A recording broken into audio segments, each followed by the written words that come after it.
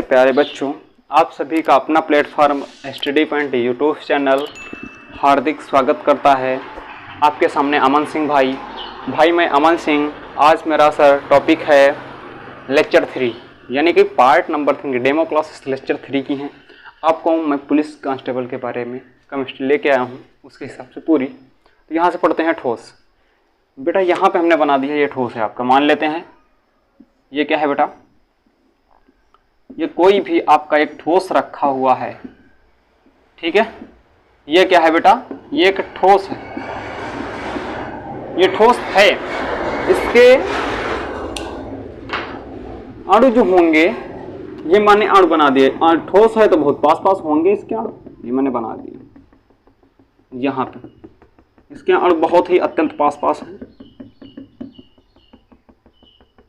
ये देख पा रहे होंगे आप, ये मैंने आपको बना दिया ठोस, बन के तैयार हो गया।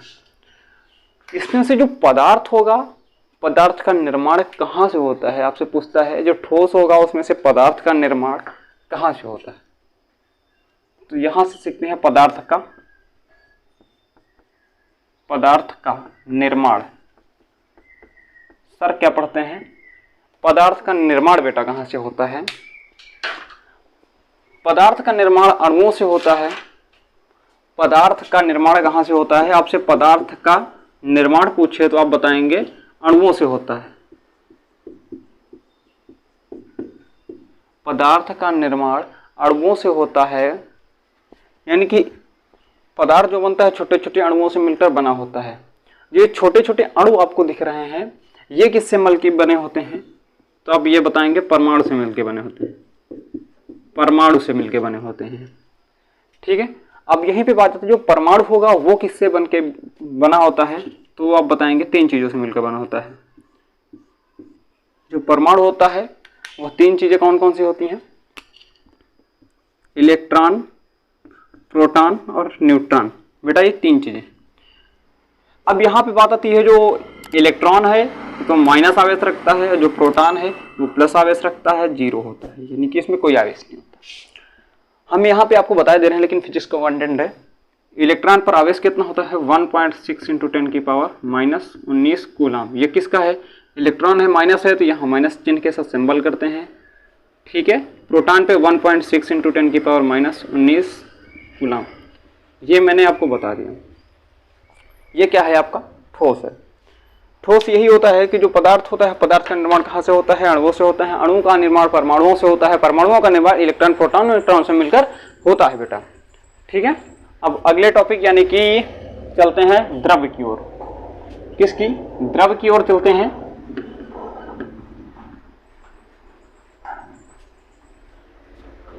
कहां पे, द्रव की ओर चलते हैं बेटा। यदि मान लेते हैं ये द्रव रखा हुआ है, ये आपका द्रव है, ये क्या है सर, यहाँ पे आपका द्रव है, ये क्या है, द्रव, लिक्विड जिसे बोलते हैं बेटा, ये द्रव है। इसमें से हम देख पाते हैं जो अणु होंगे इसके पास पास नहीं होंगे। अब ये बताइए, जो ठोस होगा, ठोस की तुलना में इसके अणु क्या होंगे, थोड़ा दूर होंगे। ठोस की तुलना में इसमें आंतरिक बल जो होगा वो कम होगा। इसमें ठोस की तुलना में क्या होता है, ठोस की तुलना में आंतरिक बल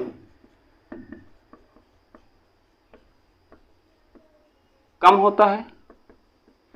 आप यहां से देख पा रहे हैं, थोड़ा दूर दूर इसके अणु। जो ठोस था उसमें उसके अणु बहुत ही पास पास थे बेटा, बहुत ही पास पास थे, और इनकी आणविक दूरी क्या होगी, वो ज्यादा होगी। आणविक दूरी क्या होगी, वो ज्यादा होगी। आणविक दूरी का मतलब, ये देखिए आप, दूरी देखिए, देखिए देख पा रहे हैं आप, ये ठीक है। अब इसके आगे जो लिक्विड है, लिक्विड अवस्था, इसका शेप यानी कि आकार अनिश्चित होता है बेटा। आकार कैसा होता है, आकार कैसा होता है, अनिश्चित होता है। यहां पे डाल देते हैं अनिश्चित। जो ठोस होता है, ठोस का आकार भी निश्चित होता है, आकृति भी निश्चित होती है।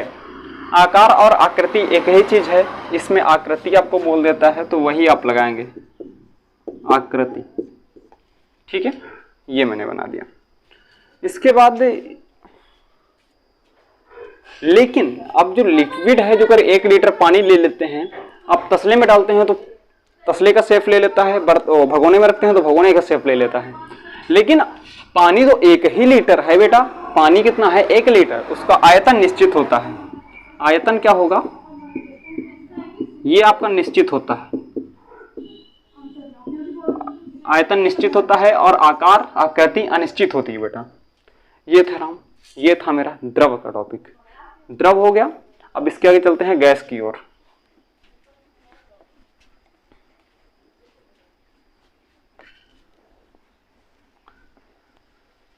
यहां पे आ जाते हैं गैस, या आ जाते हैं गैस। गैस क्या होता है बेटा, ये आपका मान लेते हैं सिलेंडर है बेटा। ये क्या है, ये आपका सिलेंडर रखा हुआ है, ठीक है। यहां से गैस मान लें निकलते हैं, इसमें गैस है आपकी। ये क्या है, गैस है, ये है सिलेंडर, ठीक है बेटा, बना दिया मैंने सिलेंडर। इसमें क्या होगा, उसमें जो आणविक बल होगा वो सबसे कम होगा। आणविक बल क्या होगा, आणविक बल सबसे कम होगा। किसमें, ठोसों में उसका आणविक बल सबसे कम होता है और आणविक दूरी सबसे ज्यादा होती है। आणविक दूरी सबसे ज्यादा। अब हमें ये बता दीजिए, जो सबसे ज्यादा आणविक दूरी है तो उसमें ऑटोमेटिक आप समझिए उसका आणविक बल होगा वो कम होगा, क्योंकि जो अणु होंगे वो यहाँ होगा, एक यहाँ होगा, यहाँ होगा, यहाँ होगा और यहाँ होते हैं, मान लेते हैं हम। तो इनके बीच की दूरी जो अगर ज्यादा है तो इनमें लगने वाला बल जो होगा वो कम होगा। तो यही है गैस का प्रोसेस। इसमें क्या होगा, इसका जो आकार होता है, क्योंकि आप सिलेंडर में हैं तो सिलेंडर, अब ये है एलपीजी, इंडियन, ठीक है। अब कमर्शियल पे जाते हैं, ये घरेलू सिलेंडर है, कमर्शियल पे जाते हैं तो इससे बड़ा होता है। जिस बड़े सिलेंडर में डाल देते हैं तो वो बड़े सिलेंडर का शेप ले लेता है, लेकिन डालने के समय इसका कुछ भाग बाहर उड़ जाता है, ठीक है। आकार, आकृति और आयतन, ये सब तीनों चीजें अनिश्चित होती हैं। अब हमें ये बता दीजिए, सिलेंडर से सिलेंडर में गैस ट्रांसफर कर रहे हैं, तो आप हमें बता दीजिए पूरा का पूरा, क्या आप गैस दूसरे सिलेंडर में डाल सकते हैं? नहीं दोस्तों, नहीं डाल सकते। उसका कुछ भाग उड़ जाता है बेटा, उसे ही हम बोल देते हैं कि इसका आकार और आकृति और आयतन तीनों अनिश्चित होंगे बेटा। दोस्तों टॉपिक अच्छा लगा हो तो लाइक कमेंट, सर बनता है अगला टॉपिक यानी प्लाज्मा के साथ फिर से मुलाकात होगी।